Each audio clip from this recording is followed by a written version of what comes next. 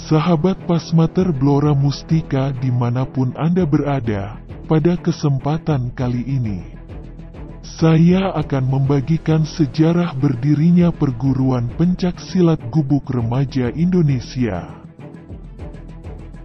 Jangan lupa untuk subscribe terlebih dahulu, dan terima kasih buat kalian yang sudah subscribe. Pada suatu masa lahirlah seorang pertapan sakti mandraguna yang bernama Raden Kusiar. Beliau mempunyai 5 orang putra-putri yang diantaranya bernama Raden Kushartoyo dan Raden Agung. Pada masa itu bangsa Indonesia sedang terpuruk karena dijajah oleh Belanda. Untuk menjaga keselamatan keluarganya, Raden Kusiar membekali putra-putrinya dengan ilmu kadikdayan dan pencak silat yang dimilikinya. Dari kelima putranya, Raden Kushartoyo dan Raden Agunglah yang paling menonjol dalam mewarisi semua ilmunya. Dalam pengolahan ilmu kanuraganya, 2 bersaudara tersebut berkeliling Nusantara untuk bersemedi di berbagai tempat, sesuai petunjuk ayah sekaligus guru beliau berdua. Dalam proses pengembaraan mereka berdua, ilmu yang mereka miliki, mereka manfaatkan untuk menolong masyarakat yang sedang dalam kesulitan pada masa itu. Setelah kadikdayan dan ilmu kesaktian mereka mencapai tingkat yang tertinggi, mereka kembali ke desa Ketanggi, Ngawi, Jawa Timur. Melihat kesengsaraan rakyat pada masa itu, jiwa patriotisme beliau berdua sebagai anak bangsa yang mencintai negaranya. Pada tahun 1935 beliau berdua merekrut rakyat untuk berlatih ilmu pencak silat dan kanuragan di desa Ketanggi, Ngawi, Jawa Timur, yang diberi nama Tabib Ketimuran Gubuk. Adapun aliran dan ajarannya ialah seni pencak silat dan kerohanian yang bersifat semedi dan mujo semedi. Ajaran ini bertitik tumpu untuk melumpuhkan musuh secara fatal, baik melalui tangan kosong, berbagai jenis senjata, maupun kanuragannya. Pergerakan Tabib Ketimuran Gubuk sempat membuat Belanda gentar dan tercerai-berai pada masa itu. Dan perjuangan beliau berdua diteruskan hingga Indonesia merdeka tahun 1945. Pada tahun 1948, patriotisme Tabib Ketimuran Gubuk diuji kembali oleh pemberontakan PKI. Pada masa itu PKI akan membumi hanguskan rakyat dan para pejabat. Melihat hal itu, membuat Raden Kushartoyo dan Raden Agung geram. Pasukan Tabib Ketimuran Gubuk yang dipimpin oleh 2 bersaudara tersebut, berhasil membebaskan seluruh tahanan yang ditahan oleh PKI.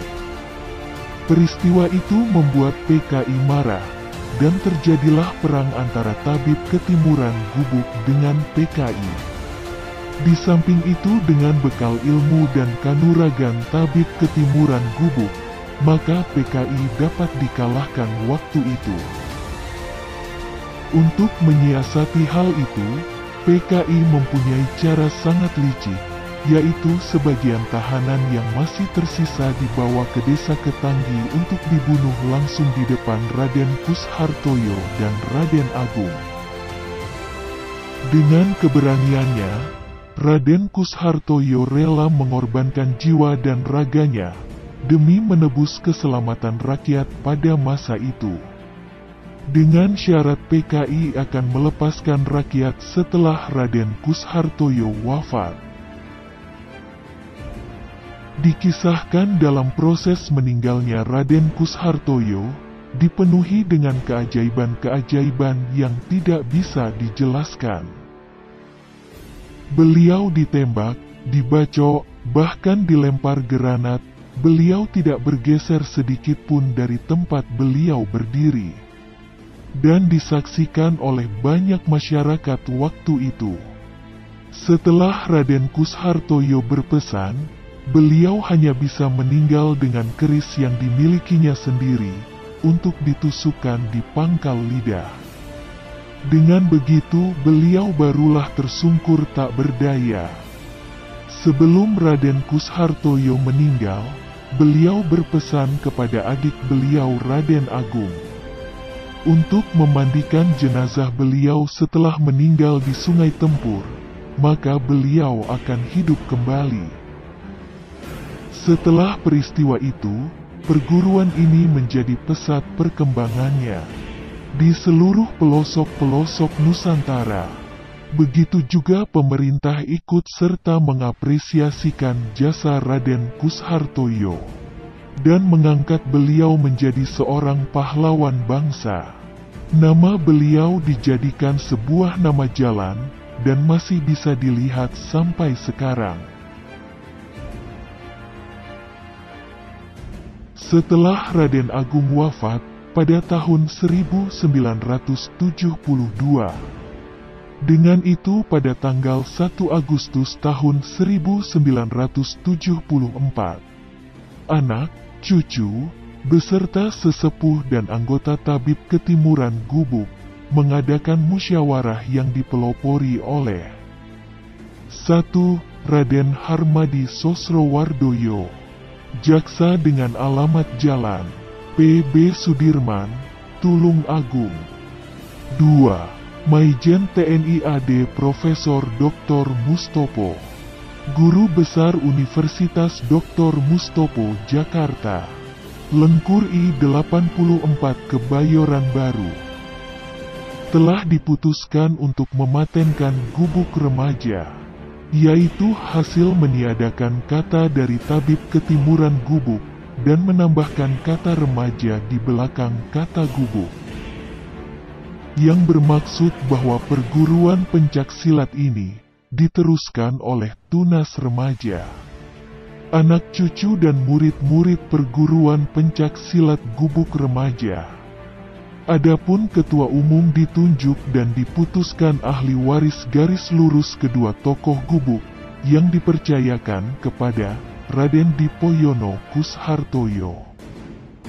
Telah menghibahkan perguruan tersebut kepada anak didik kedua tokoh tersebut dengan mengadakan musyawarah warga dan keluarga yang ada di Ngawi, Jawa Timur. Adapun ketua umum yang ditunjuk sebagai pengganti beliau adalah Bapak Muhammad Suyud Syamsuri. Pada tahun 1994, Bapak Suyud Syamsuri meninggal dunia, sehingga kepengurusan dipegang kembali oleh Bapak Raden Dipoyono Kushartoyo. Karena beliau merasa sudah tua, maka beliau memberikan restu kepada Ibu Suyanti SH, putri kandung dari Raden Agung, untuk menempati puncak kepemimpinan menjadi pimpinan Pusat Perguruan Pencaksilat Gubuk Remaja Indonesia, melalui musyawarah seluruh warga gubuk remaja se-Indonesia.